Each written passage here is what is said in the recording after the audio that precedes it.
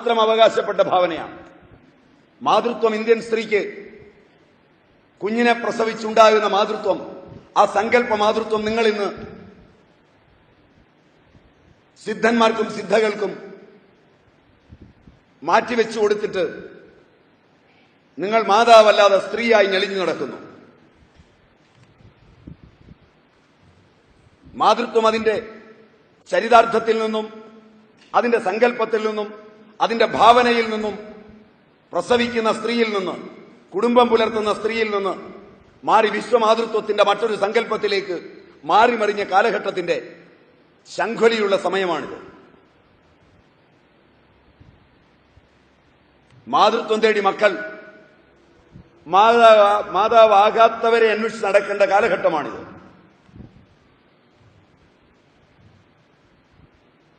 മാതാവില്ലാത്ത മക്കളുടെ ഈ ഗതികേടിലാണ് ഇന്ന് രാഷ്ട്രം നിൽക്കുന്നത്. ശരിയല്ല, ശരിയല്ല.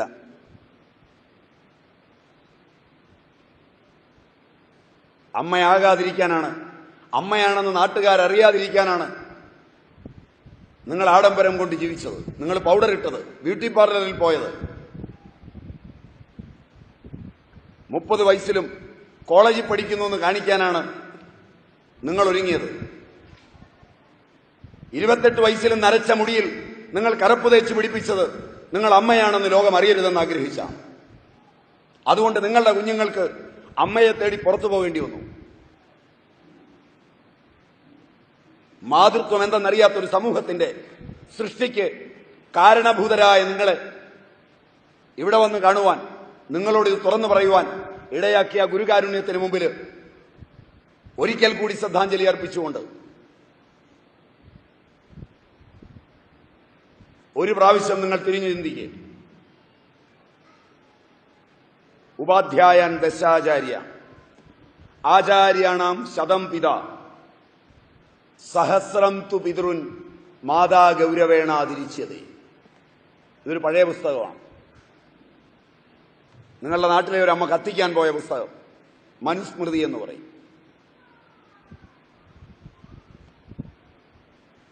അങ്ങനൊരു പുസ്തകം കേട്ടിട്ടുണ്ടോ എന്നറിയില്ല. ഉണ്ടോ? ഇല്ല. ഉപാധ്യായൻ ദശാചാര്യ ആചാര്യാണാം ശതം പിതാ സഹസ്രം തു പിതൃൻ മാതാ ഗൗരവേണ ആതിരിച്ചതേ.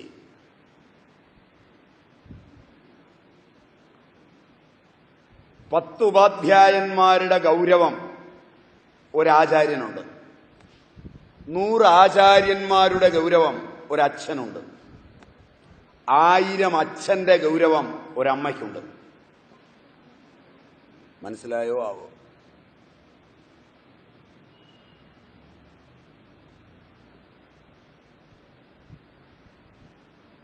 അച്ഛൻ ശപിച്ചാൽ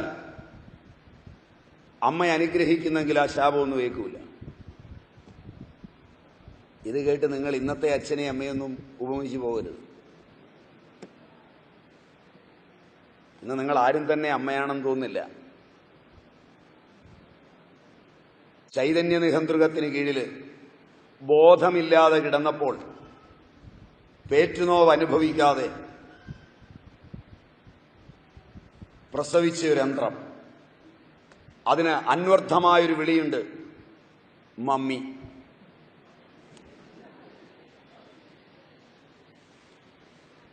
ദേഷ്യം വരുന്നുണ്ട് ഇല്ലേ? പഴകിയ ശവം.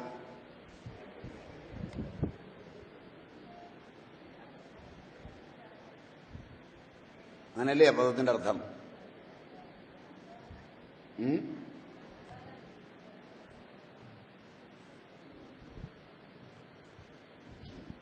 മറ്റത് വേറെയാ.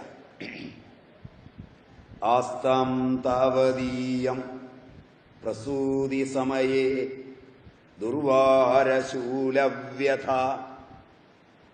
നൈരുച്യം തനുശോഷണം മലമയീ ശയ്യാജ സംവത്സരി ഏകസ്യാപി ന ഗർഭഭാര ഭരണക്ലേശസ്യ യസ്യ ക്ഷമോ ദാതും നിഷ്കൃതിമുന്നതോ വിതനയസ്തസ്യൈ ജനനീ നമ. ഇതൊരു മകന്റെ ശ്രദ്ധാഞ്ജലിയാണ്. വിശ്വവന്ദ്യനായ ഒരു മകന്റെ മാതൃത്വത്തിന് മുമ്പിലുള്ള ശ്രദ്ധാഞ്ജലിയാണ്. അമ്മേ, പ്രസവ സമയത്തെ ശൂലം കൊണ്ട് കൊളുത്തിപ്പിടിച്ചാലത്തെ പോലുള്ള വേദന ഇരിക്കട്ടെ, ആസ്താം ഇരിക്കട്ടെ. ദോഹദകാലത്തിലെ രുചിയില്ലായ്മയും ഇരിക്കട്ടെ. ഗർഭകാലത്ത് രുചിയുണ്ടാവില്ല. പഴയ കാലത്ത് മകള് ഗർഭിണിയായാൽ ഭർതൃഗൃഹത്തിലാണ് അവളെങ്കിൽ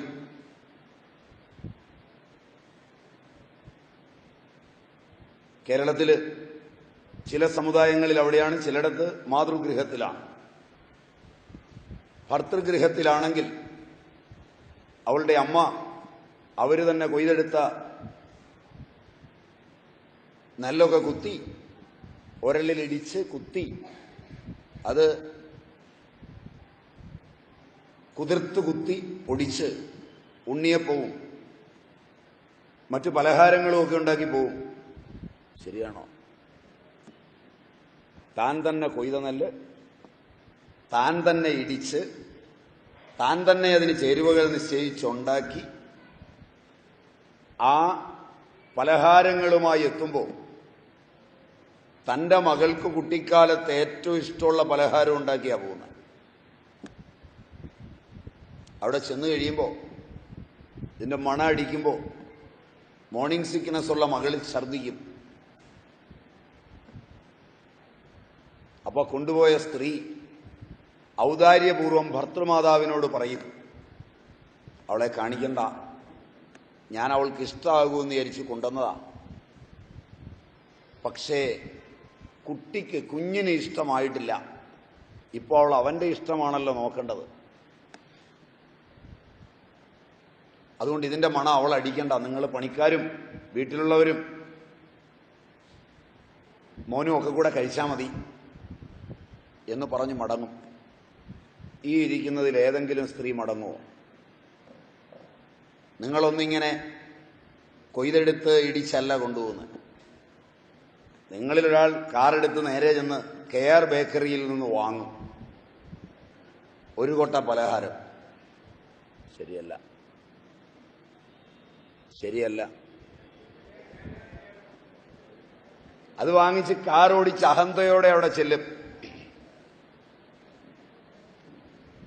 അവിടെ കയറി ചെന്ന് ആ പലഹാരം എടുക്കുമ്പോൾ അവൾ ഛർദ്ദിച്ചാൽ അഹങ്കാരി, ഞാൻ കൊണ്ടുവന്നത് കണ്ടിട്ടാണ് ഛർദ്ദിക്കുന്നത്. ഫാമിലി ഡോക്ടറെ വിളിക്കും. ഡോക്ടർ ഛർദ്ദി ഗർഭത്തിന്റെ ആണോ അല്ലയോ എന്നൊക്കെ അറിയുന്നതിന് മുമ്പ് തന്നെ, കാരണം ഗൈനക്കോളജിസ്റ്റിനെ വിളിക്കാൻ പോലുമുള്ള ബോധം അപ്പോൾ ഉണ്ടാവില്ല, 2 സ്റ്റെമറ്റിൽ അടിച്ചു കൊടുക്കാൻ പറയും. എന്നിട്ടുള്ള സാധനം തീറ്റാൻ പറയും.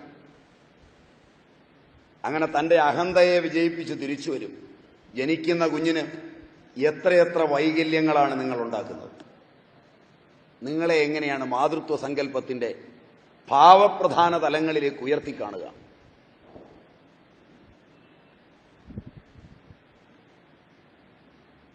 ഒരമ്മ തന്റെയും തന്റെ കുഞ്ഞിന്റെയും വളരാനിരിക്കുന്ന ദിവസങ്ങൾ അത്രയും സ്വപ്നം കണ്ടു. അവന്റെ ആരോഗ്യത്തെയും ആയുസ്സിനെയും തന്റെ പാരമ്പര്യത്തെ ദീർഘമായ ഭൂവിലൂടെ കൊണ്ടുപോകുന്നത് അത്രയും ഭാവന ചെയ്തു. ഭർത്താവിനെയും കുടുംബാംഗങ്ങളെയും തന്റെ കൺകോണുകൊണ്ട് പോലും നിലനിർത്തി മര്യാദയിൽ കൊണ്ടുപോയൊരു കുടുംബം ഭരിച്ചു പോകുന്ന കുടുംബിനിയായി വളരുമ്പോൾ ആധുനിക സ്വാതന്ത്ര്യത്തിന്റെ അവാച്യ ഭൂമികയിലേക്ക് ഉയരാൻ വെമ്പൽ കൊള്ളുന്ന നിങ്ങൾക്ക് മാതൃത്വം എന്തിന്?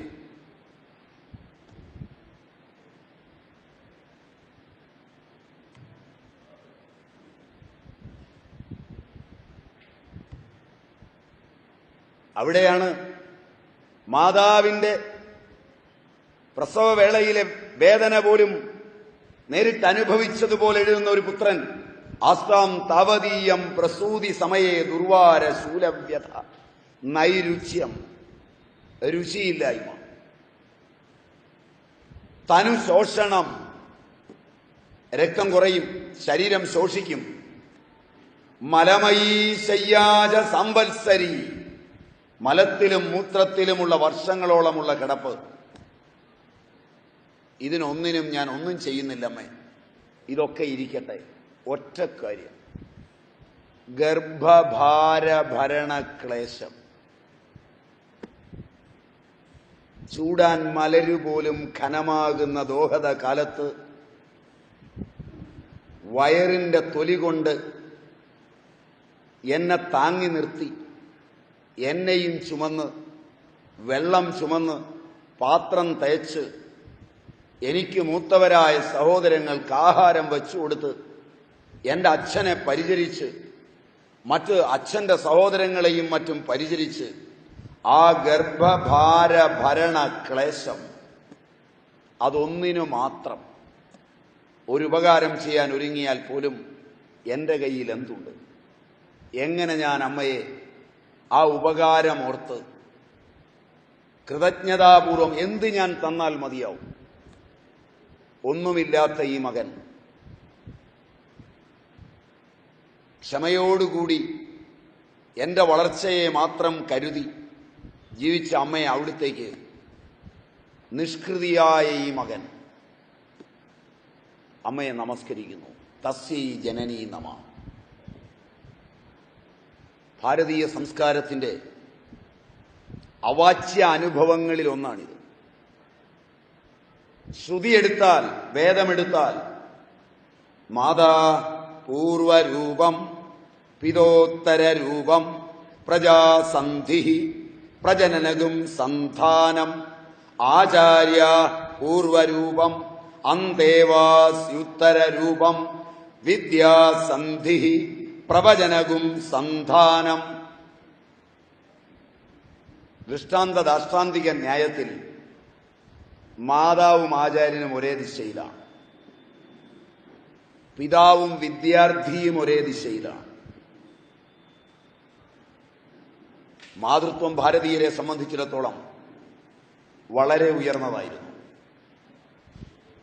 അതുകൊണ്ട് തന്നെയാണ് കാലത്തെഴുന്നേൽക്കുമ്പോൾ ദേവതാ സങ്കല്പങ്ങളെപ്പോലും മാതൃഭാവനയോടെയാണ് ഭാരതീയർ ആരാധിച്ചത്. കരാഗ്രേ വസതേ ലക്ഷ്മി, കരമധ്യേ സരസ്വതി, കരമൂലേ സദാ ഗൗരീം, പ്രഭാതേ കരദർശനം.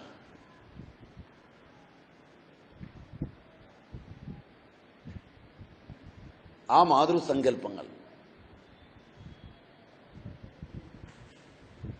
സർവോജ്വലമായ നവരാത്രിയിലേക്ക് എത്തുമ്പോഴും ലക്ഷ്മിയും ദുർഗയും സരസ്വതിയും മാതൃസങ്കല്പത്തിന്റെ സമുജ്വല ഭാവമായി നിൽക്കുമ്പോൾ കാണുന്ന സമസ്ത സ്ത്രീകളിലും മാതൃത്വം കാണാൻ പഠിപ്പിച്ച കാലങ്ങളിൽ സ്ത്രീ സുരക്ഷിതയും ആരോഗ്യമുള്ളവളും എല്ലാമായി. അന്ന് പുരുഷൻ ആഡംബരപ്രിയനായിരുന്നു. പുരുഷനാണ് അന്നത്തെ ബ്യൂട്ടി പാർലറായ ബാർബർ ഷോപ്പിൽ പോയിരുന്നതും